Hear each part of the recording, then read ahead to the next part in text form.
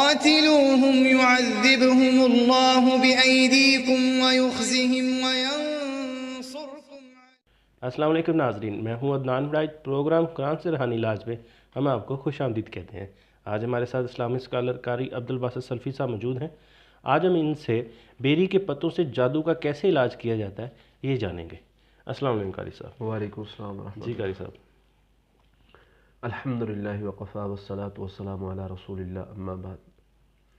عدنان بھائی، اللہ تعالیٰ نے بہت ساری چیزوں میں شفا رکھی ہے۔ جی، جادو کے علاج کے لیے اللہ تعالیٰ نے جو چیز بیری کے پتوں میں رکھی ہے نا، شاید کسی اور چیز میں نہیں رکھی ہو۔ اور اس کا استعمال صرف جادو کے علاج کے لیے نہیں، بہت ساری بیماریوں کے لیے فائدہ مند ثابت ہوتا ہے۔ آپ اس کا استعمال کر کے دیکھیں، نظر بد، حسد، جادو، جنات، کوئی بھی معاملہ ہے، اللہ کے فضل سے بہت فائدہ مند ثابت ہوں گے۔ جی، فتح الباری میں حافظ ابن حجر رحمہ اللہ نے اس پر مکمل ڈیٹیل دی ہے کہ اس سے علاج کیسے کرنا ہے، اور بہت سارے ممالک میں اس سے علاج کیا جاتا ہے۔ ہمارے ہاں اس کی قدر نہیں ہے، یقین کریں، ہمیں اس کی قدر نہیں ہے کیونکہ ہمارے پاس بہت زیادہ موجود ہے بیری کے درخت۔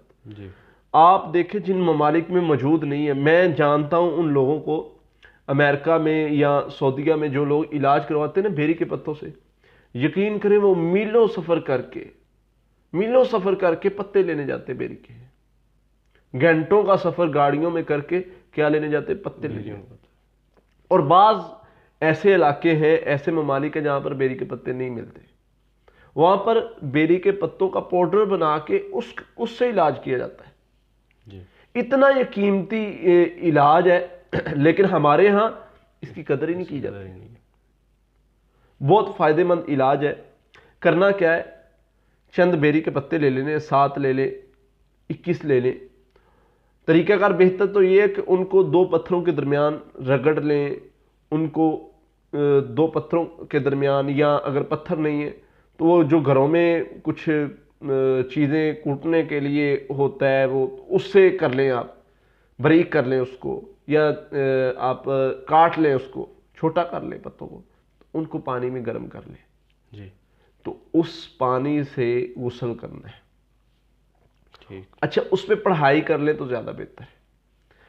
اسے پانی میں ڈال کے 7 مرتبہ سورہ فاتحہ، 7 مرتبہ سورۃ البقرہ کی آخری 2 آیات، سورہ یونس کی آیت نمبر 81، وقال موسیٰ ما جئتم بہ السحر ان اللہ سیبطلہ، یہ آیت بھی 7 مرتبہ، اور اس کے ساتھ سورہ فلق اور ناس 7 مرتبہ۔ یہ چاروں چیزیں 7 مرتبہ پڑھ کے اس پانی پر دم کر لینا ہے۔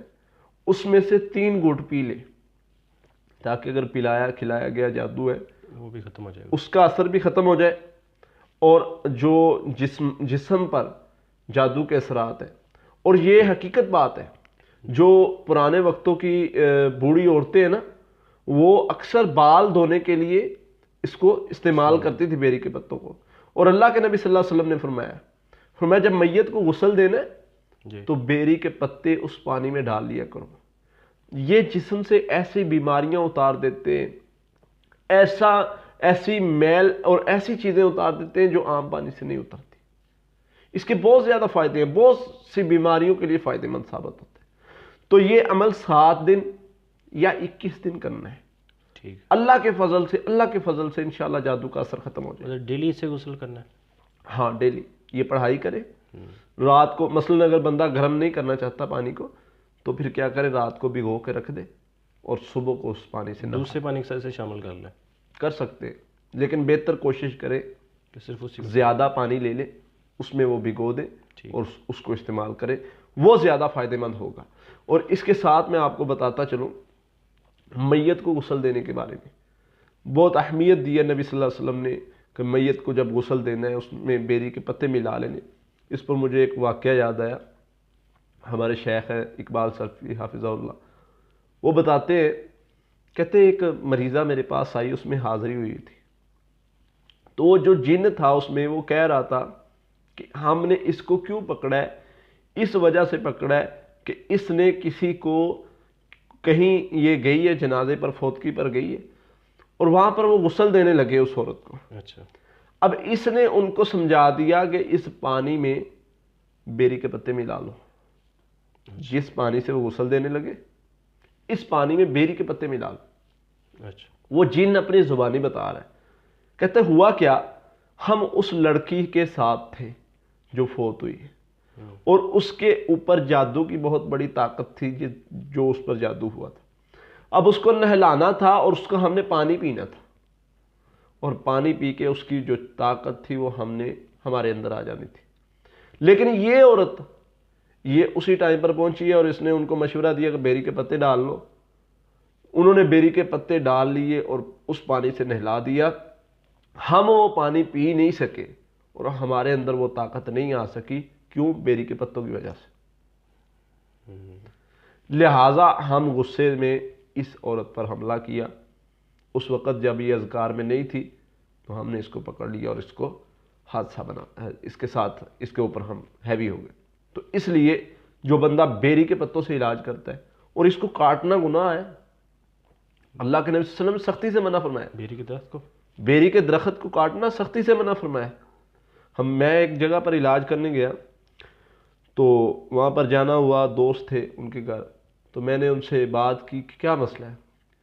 کہتے جی ہمیں تو کسی بندے نے کہا جی بیری کے درخت ہے آپ کے گھر میں, اس سے جن آتے ہیں. میں نے کہا اللہ کے بندے تجھے کس نے کہا ہے بیری کے درخت سے آتے؟ بیری کے درخت سے تو بھاگتے ہیں, بیری کے پتوں سے تو بھاگتے ہیں. بیری کا درخت جو کاٹتا ہے, اللہ کے نبی نے فرمایا جو جان بوجھ کر بیری کا درخت کاٹتا ہے اللہ تعالیٰ اس کو سر کے بل جہنم میں پھینکیں گے. اور دوسری حدیث میں آتا ہے ملعون کا لفظ استعمال کیا نبی صلی اللہ علیہ وسلم نے اس بندے کے بارے میں جو بندہ بیری کا درخت کاٹتا ہے. اور پھلدار درخت کاٹنے سے ویسے نبی صلی اللہ علیہ وسلم نے منع فرمایا. ہمیں شریعت درخت لگانے کا حکم دیتی ہے, بالکل درخت کاٹنے سے منع کرتی ہے. تو جو یہ بیری کا درخت ہے اس کے اتنے فائدے, اسی وجہ سے سختی سے منع فرمایا کہ بیری کا درخت نہیں کاٹنا. جو بندہ بیری کا درخت کاٹے گا نبی صلی اللہ علیہ وسلم نے سخت وعید بیان فرمائی ہے. تو جو اس کے پتوں سے علاج کرتا ہے اللہ تعالیٰ اس کو جادو جنات کسی طرح کا بھی مسئلہ ہے اللہ تعالیٰ اس سے اس کو شفا دے دیتی ہے. بہت بہت شکریہ قاری صاحب. جی ناظرین, اگلے پروگرام میں اگلے سوال کے ساتھ آپ کے سامنے پھر حاضر ہوں گے. تب تک کے لیے اللہ حافظ. قاتلوهم يعذبهم الله بأيديكم ويخزهم